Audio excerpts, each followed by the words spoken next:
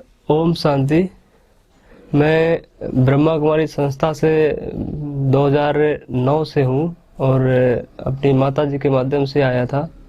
जब से मैं क्लासेस वगैरह अटेंड कर रहा हूँ और मधुबन भी बीच बीच में जाता भी था। जब तब तो मैं उस टाइम शायद पढ़ता था 9th या 10th में, ऐसे ही कुछ होगा। तो उसके बाद रेगुलरली तो नहीं जा पाते थे, फिर भी संडे को छुट्टी हुई तो जाते थे, ऐसे कर करके जाते थे। और जब हॉलीडेज होती थी तो उसमें हम या 2 या 3 महीना या 4 महीना भी, जितना भी टाइम होता था, तो उतने में मधुबन जा करके सेवा करके आते थे। ऐसे कंटिन्यूअसली मैं जाता रहा 2013, 14, 15 तक। उसके बाद 2016 से मैं मधुबन में 4 से 5 साल करीब कंटिन्यूस दादी जानकी जी के पास में ही रहा हूँ, जो कि पूर्व में संस्था की चीफ थी। और उनके साथ भी रह करके मैंने बहुत कुछ सीखा है। तो क्योंकि उम्र बहुत कम है, लेकिन उम्र के लिहाज से अनुभव काफ़ी कुछ बहुत किए हैं दादी के साथ में। उन्होंने बहुत अच्छी अच्छी बातें सिखाई कि यज्ञ में पूर्व में स्थापना कैसे हुई थी, क्या हुआ था, हम लोगों ने कैसे जीवन यापन किया है। तो ऐसे कभी कभी सुनाते थे दादी। और वहाँ पे भी जो भी भाई बहन थे उनका भी बहुत भरपूर प्यार मिला और उनसे भी बहुत कुछ सीखा। जो भी मधुबन निवासी भाई बहने, पूरा ब्राह्मण परिवार जिनके भी संपर्क में आते गए, मतलब सबसे ही कुछ न कुछ सीखने को ही मिला। यहाँ तक की लाइफ बहुत अच्छी रही और बहुत कुछ सीखा बाबा के साथ रह करके। और उसके बाद में फिर 2020 में जब दादी ने 27 मार्च को शरीर छोड़ा है, उसके 1 महीना पहले मैंने एक क्लिप छोटा सा सुना था। उसमें ऐसा पता चला कि शिव बाबा ने तीसरा रथ लिया है। तो मैंने कहा ठीक है, सुन के देखता हूँ एक बार। तो उसमें वो ब्रह्मा बाबा की ऑडियो थी, एक क्लिप। तो वैसे विश्वास नहीं था इतना, क्योंकि यज्ञ में रहे हैं ब्रह्मा कुमारी चीफ हेड के पास में, तो क्योंकि वहाँ तो ऐसी न्यूज़ अफवाहें आती ही रहती थी, परमानेंट कुछ ना कुछ सुनने को मिलता था। फिर भी हमारी माता जी ने कहा एक बार सुन के तो देखो क्या है, कैसा है। तो मैंने कहा ठीक है, मैं सुन लेता हूँ। तो वो क्लिप मैं सुन रहा था, करीब 45 मिनट की होगी लगभग। उसमें बीच में एक दो कुछ ऐसे पॉइंट आए जिसमें यज्ञ की हिस्ट्री की बहुत ही पुराने बातें बताई। उसमें बाबा ने ये बोला था कि जो भी जब वहाँ से कराची से आए थे, तो बाबा के पास जो भी कुछ हीरे जवाहरात ऐसे कुछ बातें बताई थी कि था, तो कुछ पोटली उधर ही छूट गई थी, कुछ साथ में लेकर, ऐसे कुछ 2 4 5 पॉइंट ऐसे बताए। तो जिससे मुझे माइंड मेरा कुछ घूमा, ऐसा लगा कि शायद हो सकता है बाबा आ रहे हो। और क्योंकि मधुबन में भी 2016 के बाद से फिर बाबा नहीं आए, तो उसमें भी बीच बीच में होता रहता था कि बाबा ने तो वादा किया है कि पूरा संगम युग साथ रहेंगे और अंत में दृष्टि का पार्ट भी चलेगा। तो संगम युग तो भी चल ही रहा है और बाबा ने आना बंद कर दिया, और दृष्टि का पार्ट जो बोला था वो तो चला ही नहीं बिल्कुल भी। तो ऐसे कुछ थोड़ा थोड़ा माइंड में जो भी बीच बीच में बातें आती थी, तो उसके आधार पे डिसाइड किया कि ठीक है, देखते एक बार चल करके। और भी कुछ ऑडियो सुनी, लेकिन जो दिल को छुई वो यही ऑडियो थी, ब्रह्मा बाबा की क्लिप थी। उसके माध्यम से फिर मैं फरवरी में ही यहाँ पे रायपुर में आया था। तो फिर आने के बाद में मिला मैं यहाँ पे। तो जब पूरा बाबा ने पूरा हिस्ट्री सब बहुत कुछ अच्छे से बताया, समझाया, और उन्होंने बोला भी जो भी आपको ऐसा कुछ लग रहा आप पूछते रहो, क्योंकि बाप अभी सबके आंसर देने के लिए आए हैं, सबको संतुष्ट करना ही है। और जो आप क्वेश्चन माइंड में रहता था कि बाबा आ नहीं रहे हैं दृष्टि का पार्ट, तो बोले बच्चा अभी चलेगा, ये पार्ट जो है दृष्टि का अब चलेगा तीसरे रथ के द्वारा। तो मैं सारा कुछ सुनता गया, तब इतना खैर नहीं, लेकिन फिर भी बहुत अच्छा लगा पूरा सुन के। तो कुछ कुछ क्लियर हुआ, और भी कुछ कुछ बातें बताई सेवा के बारे में, क्या कैसे आगे चलेगा, और देश विदेश के बारे में, जो भी बच्चे आगे आने वाले समय में आएंगे भी, सब कुछ बताया। तो वहाँ से मुझे लगभग 90% विश्वास हो गया कि हाँ सच में बाबा आ ही रहे हैं यहाँ पे, क्योंकि जो इतनी पुरानी पुरानी बातें यज्ञ हिस्ट्री की, जो ना तो कभी क्लास में हमने सुनी थी और ना ही किसी ने सुनाई भी थी, शायद बुक में भी नहीं पढ़ा कोई, उससे क्लियर हो गया। और फिर 2 दिन बाद शिव बाबा से भी मिले थे, उन्होंने भी इतना पावरफुल दृष्टि दिया कि अचानक एकदम सब रोंगटे खड़े हो गए पूरे शरीर में। तो बताया भी कि बच्चे आप विश्व सेवाधारी हो, आपको पूरे विश्व में बाप का संदेश फैलाना है। ऐसे करके 2-3-4 पॉइंट कुछ हुए तो बहुत टच हुए अच्छे से, और वहीं से जर्नी शुरू हुई। तब से मैं करीब 10-12-15 बार बीच में भी इधर उधर, जैसे क्लासेस तो रेगुलरली करता था, और कानपुर में जैसे मैं था, लॉकडाउन लग गया था बीच में, तो कहीं आ जा नहीं पाए, तो यही था, क्लास सुनते रहते थे। और अब आए तो वहाँ पे भी मिले, तो ऐसे सुनते सुनते वहाँ से एकदम विजन क्लियर हो गया। और अभी कुछ टाइम से यहाँ पे रायपुर में बाबा ने बोला अभी बच्चे क्या इरादा है, क्या संकल्प है। तो अभी तो संकल्प यही है कि पूरा, फिर बाबा को बोला मैंने, बाबा अभी तो एकदम क्लियर है, और अभी आपके पास ही रह करके जो भी सेवाएं हैं शुरुआत करेंगे। तो ऐसा ऐसा बोला बच्चे ठीक है फिर भी, लेकिन आपने 1 साल बहुत इधर उधर गवा दिया। तो वो तो ठीक है, जो भी था बाबा ने समझाया अच्छे से। बट अभी क्या है कि पूरा संपूर्ण रूप से सेवाएं यहीं पे देना है, बाबा के साथ में रह करके। और मैं पूरे ब्राह्मण परिवार के लिए यही कहना चाहूँगा कि बाबा को जो है ना, बहुतों लोगों का संकल्प चलता ही होगा कि बाबा ने बोला है और आगे दे रहे हैं। तो अगर आप दिमाग का यूज ना करके बाबा को दिल से, कहते हैं ना कि 2 प्रकार की आती है, एक तो स्थूल आंखें और दूसरी मन की आंखें। अगर आप मन की आंखों से देखेंगे, मुझे पूर्ण विश्वास है कि आपको लगेगा ही कि हाँ सच में बाबा ने तीसरा रथ ले लिया है। बट अगर आप ज्ञान की दृष्टि से देखें कि हम बहुत ज्ञानी हैं, बहुत टाइम से बाबा से मिले हैं, स्टेज से मिले हैं इतना, तो बाबा हमको नहीं बताएगा क्या? तो यहाँ पे थोड़ी हमारी, शायद मैं यही कहूँगा कि भूल हो जाती है, क्योंकि बाबा ने ऐसा कभी कोई वायदा किया ही नहीं है कि मैं मधुबन छोड़ के नहीं जाऊँगा, या बिना बच्चों के पूछे मैं कुछ कर नहीं सकता हूँ।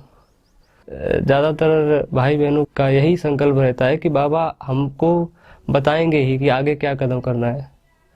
तो अगर आप इसमें भी खोए रहेंगे तो शायद भूल ही है आपकी, क्योंकि बाबा का कार्य जो भी है वो उनको कराना ही है, और कैसे भी करके वो करा लेंगे। भले ही यहाँ पे 4-6-10 बच्चे हैं, लेकिन इतनी तीव्र गति से सेवाएं हो रही हैं बाबा की कि आप सोच नहीं सकते कितनी तीव्र गति से हो रही हैं सेवाएं। क्यों हो रही? क्योंकि जो सर्वशक्तिमान है ना बाप, वो साथ में है हम लोगों के, इसलिए सभी सेवाएं तीव्र हो रही हैं।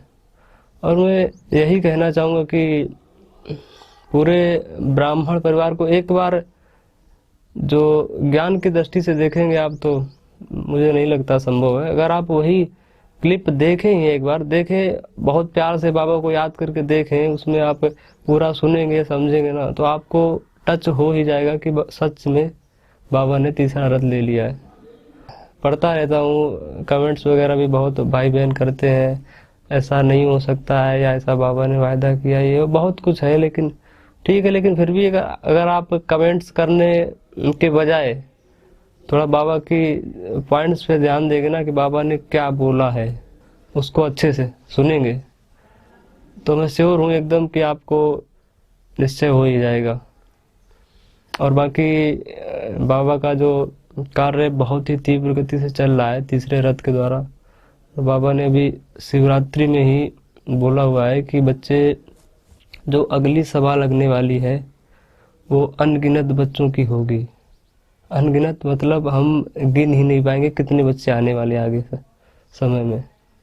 तो बच्चे ऐसा नहीं कि आ नहीं रहे, अभी भी आ ही रहे, और हम लोगों के पास सारा दिन फोन आते हैं, कोई ना कोई कहीं से फॉरेन के भी आते हैं भाई बहनों के, मैसेज पे आते किधर करके संपर्क कर रहे हैं कि बाबा का अगला मीटिंग कब है, कैसे हमें मिलना है।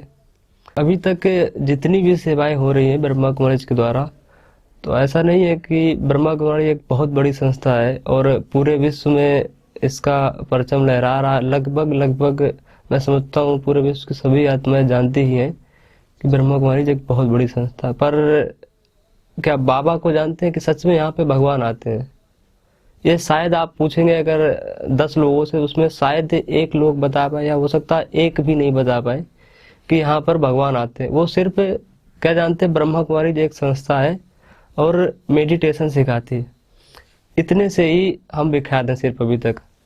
और बाबा ने भी यही बोला था एक पिछले साल के एक मुरली में कि बच्चे, बाबा ने जो तीसरा रथ लिया है ना, उसका यही कारण है। ऐसा नहीं कि बच्चों ने अभी तक सेवा नहीं किया, सेवा बहुत किया है, पूरे विश्व में फेमस है, लेकिन सिर्फ बच्चे ही फेमस है, बाप नहीं फेमस हुए। बाप को जो साकार करना था बाप को नहीं कर पाए, सिर्फ बच्चे बच्चे हो गए। तो बाबा ने वही बोला कि अभी जो होगा सिर्फ बाप का ही नाम होगा, पूरे विश्व में एक ही नाम गूंजेगा, मेरा बाबा आ गया। तो बाप ने सबसे बड़ी जो वजह है यही है कि इस कारण ही तीसरा रथ लिया है। अभी जो तीसरे पार्ट में सिर्फ यही होगा कि बाबा ही बाबा, चारों तरफ आप किधर भी जाएंगे ना, पूरे इंडिया के किसी भी कोने में एक ही लहर आएगी आने वाले समय में, मेरा बाबा आ गया, सारे सिटी से, ऐसा बोला बाबा ने। और उसके बाद विश्व, पूरे विश्व से एक ही शब्द गूंजेगा, मेरा बाबा आ गया। तो यही एक बहुत महत्वपूर्ण जो बात बाबा ने बताई कि बच्चे, ब्रह्मा कुमारी जो है ना वो फेमस थे अभी तक, लेकिन जो बाप है ना, भगवान सर्वशक्तिमान निराकार बाप, वो फेमस नहीं थे, उनको कोई पहचान ही नहीं रहा था। तो बाबा भी वही कार्य करने के लिए आए हैं। सबसे बड़ी बात जो है, बाबा ने अभी ज्ञान और योग को इतना ही छोटा कर दिया बिल्कुल। बाबा ने बोला है सिर्फ बच्चे अभी आपको ओम करना है, ओम। बाबा ने सिर्फ बोला अभी बच्चे ओम में ही सब समा गया है। जैसे आदि में ओम से स्टार्ट हुआ था ना, तो वही बाबा भी अंत में भी पूरा पाठ चला रहे हैं। और मुरली में भी हम हमेशा से यही शब्द सुनते आए हैं, आदि सो अंत, आदि सो अंत। लेकिन उसका शायद हमने या किसी ने भी सोचा ही नहीं था कि आदि सो अंत का मतलब ये होगा। वो जो आदि सो अंत है ना, उसको फील कर रहे हैं बिल्कुल कि आदि सो अंत बाबा इसलिए ही बोलते थे। और बाबा जो बोल रहे हैं ना कि प्रेजेंट टाइम में पूरे विश्व से ओम ही गूंजना चाहिए। ओम करते हुए भी बहुत से ऐसे भाई बहन हैं जिनको साक्षात्कार हो रहा है। जैसे यहाँ पे आते हैं बहुत से नए भाई बहन भी हैं, आ रहे हैं साथ में क्लास कर रहे हैं, तो उनको ओम करते हुए डायरेक्ट जो भी पहले जो भी उनके इष्ट देवी या देवता थे उनकी पूजा करते थे, तो उनको ओम करते करते उनका साक्षात्कार हो रहा है। और मुरली में भी बाबा ने बोला है कि बच्चे अंतिम समय में आपको साक्षात्कार होगा। जो भी बहुत बड़े बड़े बहुत अच्छे अच्छे भक्त हैं जिन्होंने सारा जीवन अपना भक्ति पूजा में लगाया, उनको साक्षात्कार होंगे। और उनको ओम करते हुए साक्षात्कार हो रहे हैं, या ऐसे ही जैसे आसपास मान लीजिए कहीं दीदी जाती हैं तो उनके गुजरने मात्र से उनको इतना एकदम तुरंत फीलिंग आती है कि हाँ, जो जिसको मैं अभी तक पूज रहा था वो भगवान हमारे पास से गुजर रहा है। उनको साक्षात्कार उनको देख करके होता है दीदी को। तो ये बहुत ही वंडरफुल पार्ट चल रहा है ये कि बाबा ने बहुत ही ज्ञान और योग को एकदम सूक्ष्म कर दिया है। आपको सिर्फ ओम ही करना है, और ओम करते करते अंतिम समय में आपका कब शरीर छूट जाएगा ये भी नहीं पता चलेगा। मतलब इतना सरल कर दिया बाबा ने ये ओम करने के लिए।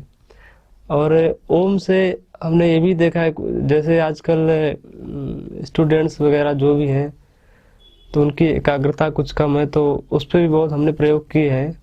उसमें रिजल्ट 100% पॉजिटिव आ रहे हैं कि बच्चों का जो पढ़ाई में मन नहीं लगता था पहले, उनकी अभी एकाग्रता बहुत बढ़ गई। पढ़ने के पहले 2 मिनट 4 मिनट अगर ओम कर रहे हैं तो बहुत ही उनका माइंड जो है पावरफुल हो रहा है। कोई भी शारीरिक समस्या या मानसिक समस्या कुछ भी है तो ओम करने से सब कुछ दूर हो रहा है। तो बहुत अच्छा बाबा ने भी कर दिया है कि आपको सिर्फ ओम ही करना है। मैं एक बात और कहना चाहूँगा, मैं भी पिछले 1 या 1.5 महीने से यहाँ रेगुलर रुक कर के ही रह रहा हूँ, तो जो यहाँ पे हमारी देवकी दीदी है जिनके तन का आधार लिया है बाबा ने, उनको देखकर मुझे एकदम ये फीलिंग आती है कि जैसे माँ का प्यार मिल रहा उनसे। इतनी अच्छी पालना उनकी, जो भी भाई बहने कोई भी आते हैं ना, एकदम मंत्रमुग्ध होके जाते हैं यहाँ से।